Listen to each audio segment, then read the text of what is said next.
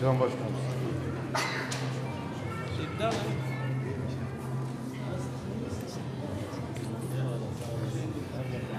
Nasılsın? İyi misin?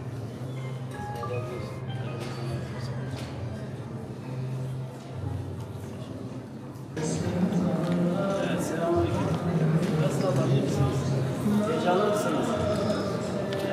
Siz iyi misiniz? Çok heyecanlısın herhalde. Evet. Nasıl buldun şeyi, sevgiyi? Çok güzel. Çok güzel olmaz mı? Teşekkür ederim. Utandınız değil mi böyle bir şey? Evet.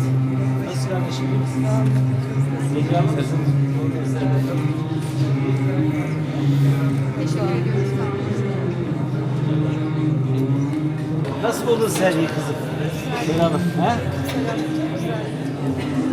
Allah razı olsun. Teşekkür ederiz.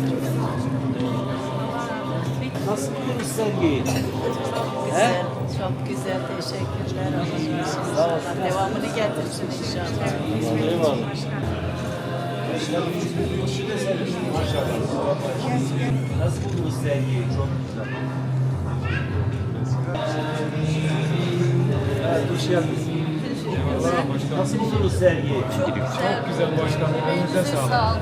Çok teşekkür ederim. Çok memnun oldum. Allah razı olsun vakıflarımızdan sağ olsun. Malatya'mızı öncelikle de hakikaten. En büyüğü burası herhalde değil mi? En geniş, en büyük. 120 tane eser sergileniyor burada.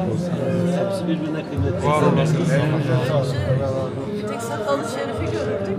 Bir onlar geldi ama bu eserler de çok güzel. Allah razı olsun. Teşekkür ederiz. Evet, Allah razı olsun. Geleneklerimiz, atalarımız çok güzel gelenekler sürdürmüş. Peki, Allah'a emanet olun. Nasıl buldunuz sergiyi? Geldi, selamünaleyküm.